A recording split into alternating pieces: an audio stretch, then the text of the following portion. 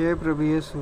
आमीन हालेलुया। गिदोन का चरित्र छठे का पहला। तब इस्राएलियों ने यहोवा की दृष्टि में बुरा किया, इसलिए यहोवा ने उन्हें मिद्यानियों के वश में 7 वर्ष कर रखा। दूसरा, और मिद्यानी इसराइलियों पर प्रबल हो गए। मिद्यानियों के डर के मारे इसराइलियों ने पहाड़ों के गहरे गड्ढों और गुफाओं और किलों को अपने निवास बना लिए। तीसरा, जब जब इसराइली बीज बोते तब तब मिद्यानी और अमालेकी और पूर्वी लोग उनके विरुद्ध चढ़ाई करके 4 अज्जा तक छावनी डाल कर भूमि की उपज नष्ट कर डालते थे। और इसराइलियों के लिए न तो कुछ भोजन वस्तु और न भेड़ बकरी और न गाय बैल और न गधा छोड़ते थे। पांचवा, क्योंकि वे अपने पशुओं और डेरों के लिए हुए चढ़ाई करते और टिड्डियों के दल के समान बहुत आते थे और उनके ऊँट भी अनगिनत होते थे और वे देश को उजाड़ने के लिए उसमें आया करते थे। छठा, और मिद्यानियों के कारण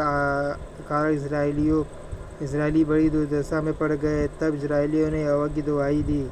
सातवां, जब इसराइलियों ने मिद्यानियों के कारण यहोवा की दुहाई दी। आठवां, तब यहोवा ने इसराइलियों के पास एक नबी भेजा जिसने उनसे कहा, इस्राएल का परमेश्वर यहोवा यूँ कहता है, मैं तुमको मिस्र में से ले आया और दासत्व के घर से निकाल ले आया। नौवां, और मैंने तुमको मिस्रियों के हाथ से वरन जितने तुम पर अंधेर करते थे उन सबों के हाथ से छुड़ाया और उनको तुम्हारे सामने से बरबस निकाल कर उनका देश तुम्हें दे दिया। 10वां, और मैंने तुमसे कहा, मैं तुम्हारा परमेश्वर यहोवा हूँ। एमोरी लोग जिनके देश में तुम रहते हो उनके देवताओं का भय न मानना, परंतु तुमने मेरा कहना नहीं माना। 11वां, फिर यहोवा का दूत आकर उस ब्रांच के तले बैठ गया जो ओप्रा में अबीएजेरी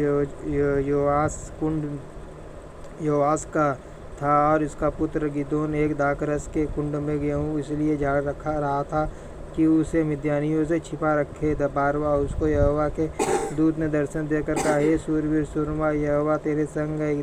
13वां, गिदोन ने उससे कहा, है मेरे प्रभु, विनती सुन, यदि यहोवा हमारे संग होता तो हम पर यह सब विपत्ति क्यों पड़ती। और जितने आश्चर्य कर्मों का वर्णन हमारे पुरखा यह कहकर करते थे, क्या यहोवा हमको मिस्र से छुड़ा नहीं लाया? वे कहाँ रहे?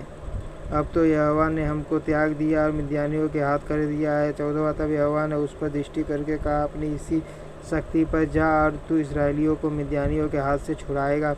क्या मैंने तुझे नहीं भेजा? 15वां, उसने कहा, है मेरे प्रभु, विनती सुन, मैं इस्राएल को कैसे छुड़ाऊँ? देख, मेरा कुल मनसे में सबसे कंगाल है, फिर मैं अपने पिता के घराने में सबसे छोटा हूँ। 16वां, यहोवा ने उससे कहा, इससे मैं तेरे संग रहूँगा, इसलिए तू मिद्यानियों को ऐसा मार लेगा जैसा एक मनुष्य को। 17वां, गिदोन ने उससे कहा, यदि तेरा अनुग्रह मुझ पर हो तो मुझे इसका कोई चिन्ह दिखा कि तू ही इस मुझसे बातें कर रहा है। 18वां, जब तक मैं तेरे पास फिर आकर अपनी भेंट निकाल कर तेरे सामने न रखूँ तब तक तू यहाँ से न जा।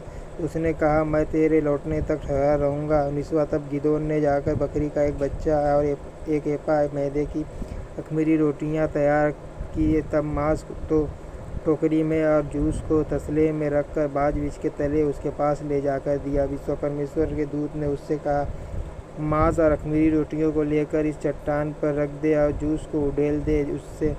उसने ऐसा ही किया कि स्वतः यहोवा के दूत ने अपने हाथ की लाठी को बढ़ाकर मांस और अख़मीरी रोटियों को छुआ। चट्टान से आग निकली जिससे मांस और अख़मीरी रोटियां भस्म हो गईं। तब यहोवा का दूत उसकी दृष्टि में ओझल हो गया।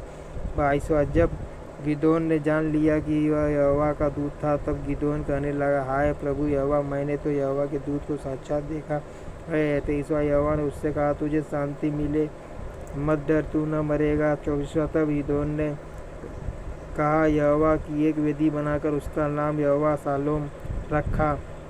वह आज के दिन तक अबीएजेरियों के ओप्रा में बनी है। 25वां, फिर उसी रात को यहोवा ने गिदोन से कहा, अपने पिता का जवान बैल अर्थात दूसरा 7 वर्ष का बैल तो ले और बाल की जो वेदी तेरे पिता की है उसे गिरा दे और जो असेरा देवी उसके पास है उसे काट डाल। 26वां, और उस दृढ़ स्थान की चोटी पर ठहराई हुई रीति से अपने परमेश्वर यहोवा की एक वेदी बना। उधर उस दूसरे बैल को ले और उस असेरा की लकड़ी जो तू जय प्रभु यीशु। आमीन हालेलुया। न्यायियों 6:16-36 काट डालेगा, जलाकर होम बलि चढ़ा। 27वां तब गिदोन ने अपने संग 10 दासों को लेकर यहोवा के वचन के अनुसार किया, परंतु अपने पिता के घराने और नगर के लोगों के डर के मारे वह काम दिन को न कर सका, इसलिए रात में की। 18वां नगर के लोग सवेरे उठकर क्या देखते हैं कि बाल की वेदी गिरी पड़ी है और उसके पास की असेरा कटी पड़ी है और दूसरा बैल बनाई हुई वेदी पर चढ़ाया हुआ है। तब 29वां तब वे आपस में कहने लगे, यह काम किसने किया? और पूछपाछ और ढूंढ ढाड़ करके वे कहने लगे, यह योआस के पुत्र गिदोन का काम है। 23वां तब नगर के मनुष्यों ने योआस से कहा, अपने पुत्र को बाहर ले जा आ कि मार डाला जाए, क्योंकि उसने बाल की वेदी को गिरा दिया है और उसके पास की असेरा को भी काट डाला है।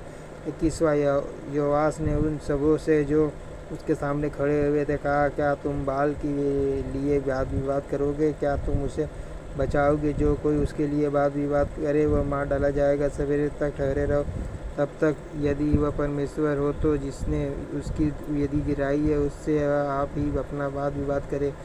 32वां इसलिए उस दिन गिदोन का नाम यह कहकर यरूब्बाल रखा गया कि इसने जो बाल की वेदी गिराई है तो इस पर बाल आप वाद विवाद कर लो।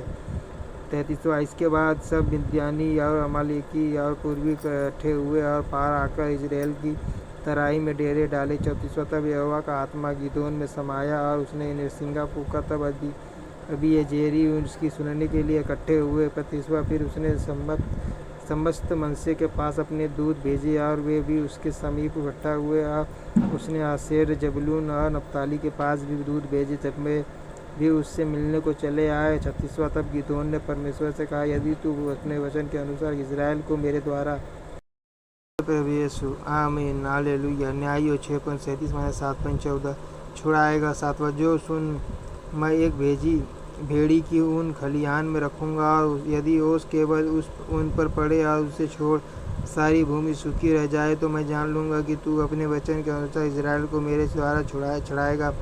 38वां और ऐसे ही हुआ, इसलिए जब उसने सवेरे उठकर उस ऊन को दबाकर उसमें से ओस निचोड़ी तब एक कटोरा भर गया।